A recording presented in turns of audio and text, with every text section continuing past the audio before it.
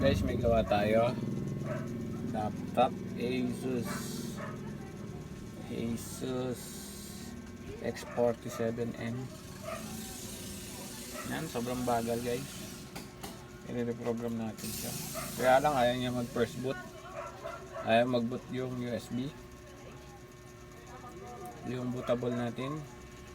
Ang gagawin natin dito is baklasin natin yung hard disk. Pagka ayaw pa rin.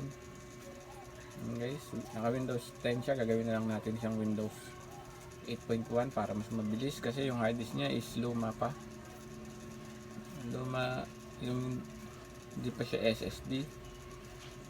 Naka 4GB RAM lang siya guys, tapos Windows 10. Gagapang talaga to guys. Lalo na pag nag-update. Kaya gagawin natin guys, papabilisin natin to. Pero kung naka SSD siya, bibilis yan guys. Kahit pag reprogram natin, kahit Windows 10. Kaya lang yung hard disk niya is hindi siya SSD, luma pa. Kaya yun guys. Yan, siyam bago siya mag-boot. 4GB RAM lang kasi guys.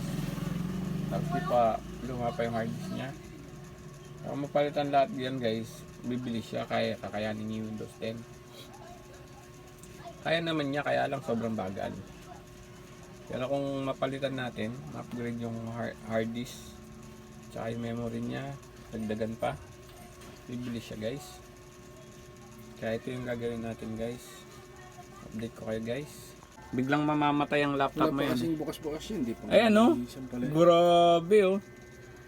Ang mangyayari yun, habang ginagamit mo, mamamatay siya. Kasi sobrang init na eh. Hindi niya mapapalamig yan. Yan, nasa ba si Jinjin? Ayan o. Parang nangyayari yan eh. Ayan o, kusa yan mamamatay. Kasi alam mo bakit? Hindi niya mapapalamig yung ano mo eh, yung processor mo eh. Yan ang pinapalamig niyan, yung processor oh. Grabe dumi oh, ayan oh. And guys, so pinaprogram natin dito sa skeleton ko na laptop, yan. Natin pinaprogram yung laptop ni Macmac. Ayan, si pare Macmac ko yan. Ayan, nandiyan yung binaklas ko na yung pyesa guys. Tapos sobrang dumi, yan. Yan tayo nagre-repair ngayon. Manlilibre daw si Macmac isang case eh. Bawal na mag-inom. Kala mo, umiinom talaga tayo, no? Kahit sa bote, wala man. Ayan. Tayo lang natin matapos. Dito ko siya pinrogram. After nyan, ililipat ko na siya dun. Pinaklas ko rin yung sa akin eh. Ito yung pyesa, oh. O, pagkabit ko, yung sa akin yung lalabas. So, yun guys. O. Ayan na. Set up na siya. Pero, hindi ko na dyan itutuloy. I-off ko na siya dyan. Tapos ito transfer ko na siya. Yun guys, binabalik na natin oh. Bigyan na natin yung top video. Yan, binaklas natin siya.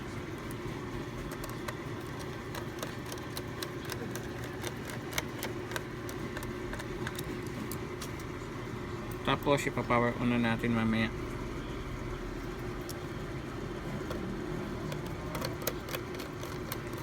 Kaya tutok tayo ngayon guys kasi wala tayong gawa ngayon sa sasakyan eh. Ayan. Tayong ganap. Ayoko nang gumastos eh. So yun guys, gagawa ulit tayo ng bootable USB na pang-program. Ang gamit ko pala dati, ito MBR. Bali kasi sa kanil dun sa Asus, wala siyang MBR, hindi siya pwedeng i-select yung boot. Bali kailangan GPT. Bali UFI lang siya. Kaya i-reprogram natin siya ulit. Tapos gawa tayo ulit bootable yan.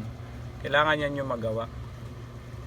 Ayan, bali sinelect ko na yung USB ko, ayan 8GB. Gawa ulit tayo, start natin. Mabubura yung laman niya dati. Ayan. Gawa tayong bago. Kailangan natin matapos. Wala pa rin siyang update dito yan. Wala. Bali na program na natin siya guys. Yan. Pero sa main, ito yung hard disk niya. Pero dito sa boot, ayaw niya mag boot. Yan o. Kaya pa rin niya mag-boot. Yan, sa boot sequence. Hindi natin siya ma-select. Walang selection, no. Ayan, no. Dito sa boot, hindi natin siya ma-boot. Kahit na ano, patayin natin yung PC, is pabalik-balik lang siya. Pabalik-balik lang siya sa ganyan. Pero may program na yung ano, itong hard disk. Ayun yung hard disk niya, 500 GB. Kaya hindi ubra. Kaya gagawin naman natin ngayon, ito, hintay lang natin matapos. Hintay lang natin matapos yan. Tapos pagka nakuha niya na, i-reprogram na natin siya dito. I-reprogram na natin siya dito, guys. Tapos pag ma-reprogram na natin, ang pagre-reprogram sa kanya, hindi siya MBR. UEFI non-CSM. Yan. Yan ang gagamitin natin kasi MBR itong program na yan eh. Kaya hindi siya pumasok dito sa boot priority. Yan. Bali, diba, na-program na natin yan kanina sa kabilang laptop. Ngayon, hindi umubra. Ngayon, nagre-program tayo ng bootable na pang-program ulit na UEFI yung non-CSM yun. Yan.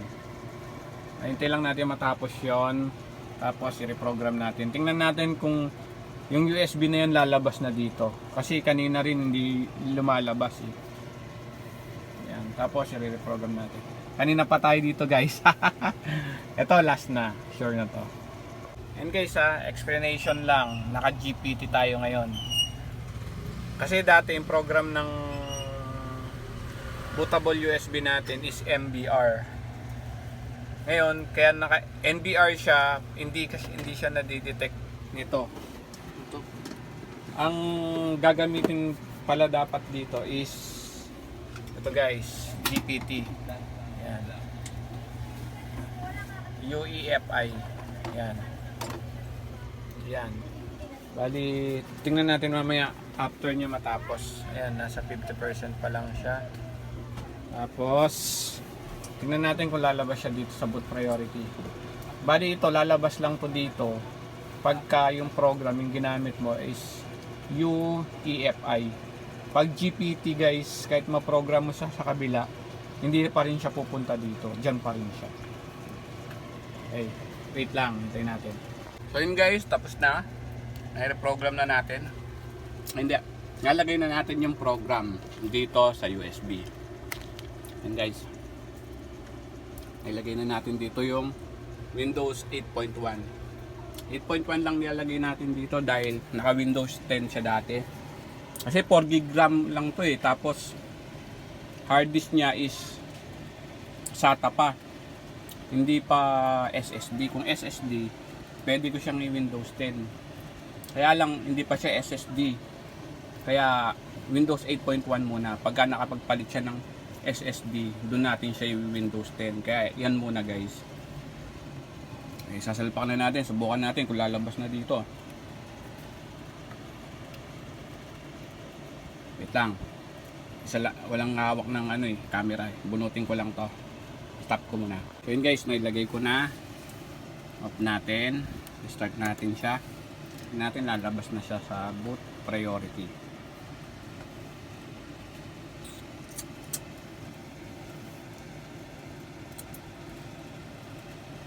Okay na rin palang kinalas natin to para dun sa pan kasi sobrang dumi na.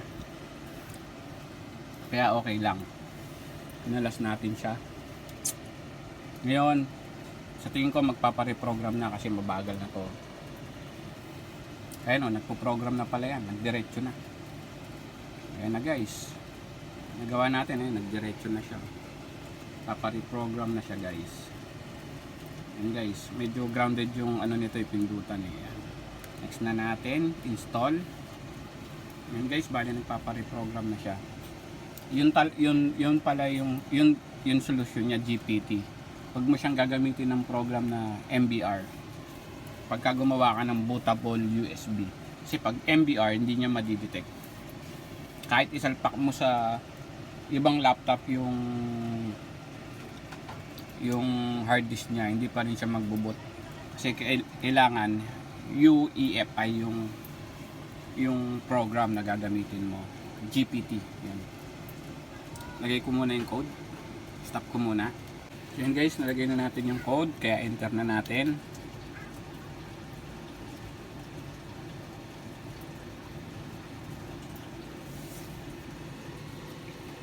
Yan guys, okay na. Bali, i-delete muna tayo ng partition. I-delete uli natin yung kanina. Custom install tayo guys. Tapos punta tayo sa delete. Okay, delete. Mas dito, delete. Delete.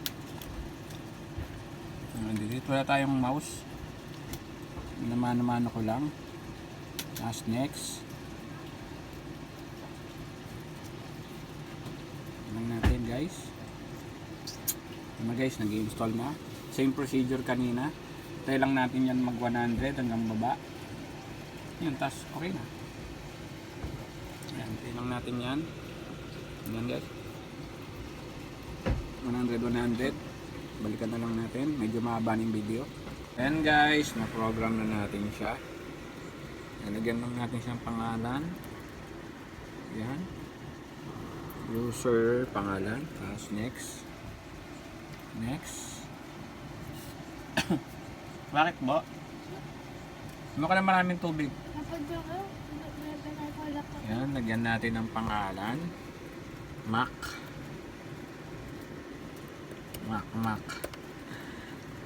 Tagalog na Tagalog. Kasi gawin natin si Mac. Yan. Guys, download na natin siya ng Google Chrome.